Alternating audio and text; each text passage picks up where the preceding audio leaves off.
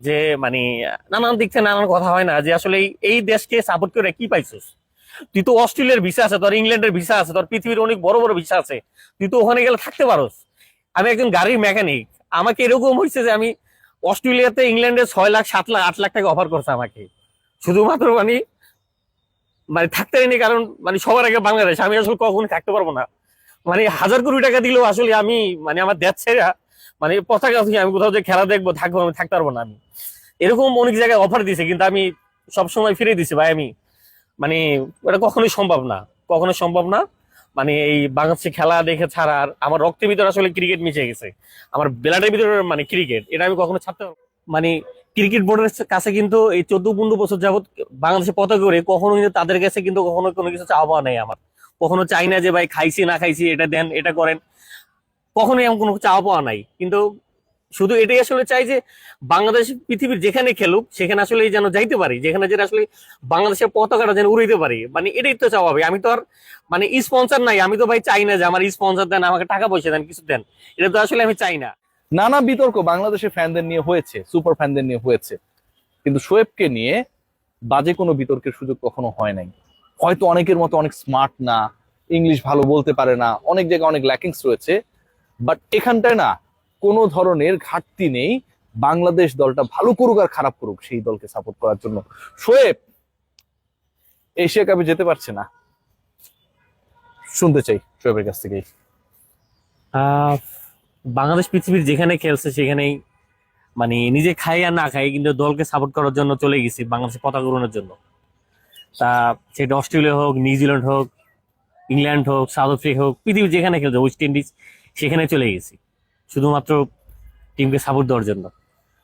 আজকে যখন দেখবো যে আমার ভারতীয় বন্ধু, শ্রীলঙ্কান বন্ধু, পাকিস্তানি বন্ধুরা দুবাইতে যাবে এশিয়া কাপ দেখতে, সেখানে আসলে আমি যেতে পারবো না, মানে আমি থাকতে পারবো না, সেটা আসলে ভাবতে অনেক কষ্ট লাগে, অনেক খারাপ লাগে। যেখানে 103 ডিগ্রি জ্বর নিয়েও খেলা দেখছি, মানে নিজের যত কাজ সবকিছু নষ্ট করে হইলেও মানে মনে হয় যে আসলে সবার আগে আমার দেশ, সবার আগে আমার ক্রিকেট। সেখানে আসলে মানে ডুবে যেতে পারবো না, সেটা ভাবতে অনেক কষ্ট লাগে।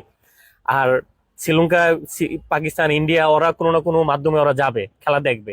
তাদের সাথে যোগাযোগ নিশ্চয় আপনার হয়েছে। হ্যাঁ, ওরা জানে যে আমি চাইতেছি আমি খেলা দেখতে যাব, ওরা জানে যে সবকিছু রেডি ওখানে। আমি প্রিপারেশনটা কেমন ছিল এবার যাওয়ার জন্য? বাংলাদেশের 3টে সিরিজ জিতলো পর পর, সেখানে মানে অনেক বুক ভরা স্বপ্ন, অনেক সাহস যে এবার হয়তো বা তরুণরা এশিয়া কাপ জিতবে, মানে যাব, ওই ট্রফি নিয়ে আসবো, মানে এরকম মনের ভিতরে সবসময় একটা। টাকা পয়সা তো রেডি করার চেষ্টা করেছেন নিশ্চয়ই, যে একটা খরচ আমার হবে। স্পন্সর নাই কিন্তু তারপরও আমি আমার নিজের খরচ এলো বাংলাদেশে খেলা দেখতে যাবো সেখানে, কিন্তু আমি যেতে পারতেছি না। এটা অনেক আমার জন্য মানে কতটা কষ্টজনক আসলে বুঝতে পারবো না আমি।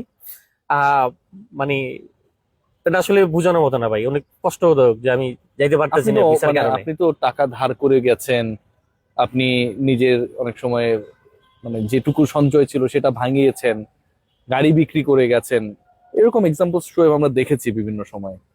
সো ওই পার্টিকুলার জায়গা থেকে আসলে কতটুকু খারাপ লাগে যে মানে আপনি যেতে পারছেন না? অনেকেই যাবে, বাংলাদেশ ক্রিকেট বোর্ড রিলেটেডও অনেকেই যাবে, যাদের যাওয়ার দরকার নাই, কোথাও ছিল না, এবং সেই জায়গাটা হয়তো মিটও করে না, এরকম লোকজনও যাবে, টু বি ভেরি অনেস্ট যাবে। কিন্তু যে মানুষটা আসলে যাবেই মাঠে দলটাকে সাপোর্ট করার জন্য, সে যেতে পারছে না। আসলে ভাই মানে আমি তো আসলেই মানে ক্রিকেট বোর্ডের কাছে কিন্তু এই 14-15 বছর যাবত বাংলাদেশের পতাকা করে কখনো কিন্তু তাদের কাছে কিন্তু কখনো কোনো কিছু চাওয়া পাওয়া নেই আমার।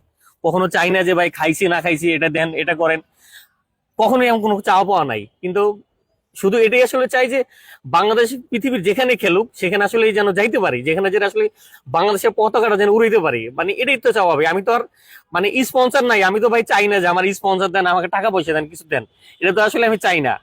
মানে আমি চাই পতাকাটা যেন উড়াইতে পারি, খেলা দেখতে পারি। ওই যে বললাম যে মানে যতই বিপদ আইছে, আপদ বিপদ আইছে, 103 ডিগ্রি জ্বর নিয়েও মানে পতাকা উড়াইছি, মাঠে গেছি। ভাষার ভাই যখন একবার মাঠে ঢুকছি, যখন আমাকে হ্যান্ডশিপ করে হাতে যখন ধরলো, ধইরা যখন কপাল হাত দিল, তত অনেক জ্বর রে, তুই এখানে কেন, মেডিকেল আসতে কিনি কা? আমি কই না ভাই, সবাই আগে বাংলাদেশ ভাই, আমি বাংলাদেশে খেলা না দেখে ভাই থাকতে পারবো না ভাই। আমি অনেক সময়, হাবিবুল বাসার সময়। হ্যাঁ শুনুন ভাই, অনেক সময় এরকম হয় যে মানে নানান দিক থেকে নানান কথা হয় না যে আসলে এই দেশকে সাপোর্ট করে কি পাইছিস। তুই তো অস্ট্রেলিয়ার ভিসা আছে, তোর ইংল্যান্ডের ভিসা আছে, তোর পৃথিবীর অনেক বড় বড় ভিসা আছে, তুই তো ওখানে গেলে থাকতে পারোস। আমি একজন গাড়ির মেকানিক, আমাকে এরকম হয়েছে যে আমি অস্ট্রেলিয়াতে ইংল্যান্ডে 6 লাখ 7 লাখ 8 লাখ টাকা অফার করছে আমাকে, শুধুমাত্র মানে মানে থাকতে পারিনি, কারণ মানে সবার আগে বাংলাদেশ, আমি আসলে কখনো থাকতে পারবো না। মানে 1,000 কোটি টাকা দিলেও আসলে আমি মানে আমার দেশ ছেড়ে মানে পতাকা থেকে আমি কোথাও যে খেলা দেখবো থাকবো, আমি থাকতে পারবো না। আমি এরকম অনেক জায়গায় অফার দিছে, কিন্তু আমি সবসময় ফিরে দিছি ভাই। আমি মানে এটা কখনোই সম্ভব না, কখনো সম্ভব না। মানে এই বাংলাদেশে খেলা দেখে ছাড়া, আর আমার রক্তের ভিতরে আসলে ক্রিকেট মিশে গেছে, আমার ব্লাডের ভিতরে মানে ক্রিকেট, এটা আমি কখনো ছাড়তে পারবো না। তা আসলেই অনেক সময় অনেক কষ্ট হয়, কিন্তু তারপরও মানে এই ক্রিকেটটা ছাড়তে পারবো না। আর যেখানে ক্রিকেট সেখানেই চেষ্টা করি চলে যাওয়ার জন্য।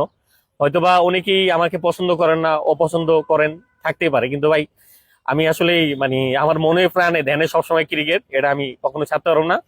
যে কারণে আসলে জানি না দুবাই যাওয়া হবো কিনা। মানে আমি কয়েকদিন যাবত অনেক চেষ্টা করতেছি, অনেক চেষ্টা করতেছি, যেহেতু দুবাইয়ের ভিসা বন্ধ, বন্ধ এখানে ওখানে চেষ্টা করতেছি। কিন্তু আমার মধ্যে একজন শৈব আলী, যে 14-15 বছর যাবত ক্রিকেট চাঁদে আছে, তার আসলে অনেকেই হয়তো বা ক্রিকেট বোর্ডে খেলা দেখতে যাবে, সেখানে আমার ভিসা হইতেছে না। সেটা আসলে মানে মাঝে মাঝে মন চায় ক্রিকেট ছেড়ে দেই, ক্রিকেট ছেড়ে আসলে অনেক দূরে চলে যাই। এই দেশটা আসলে আমাদের জন্য না, আমার জন্য না।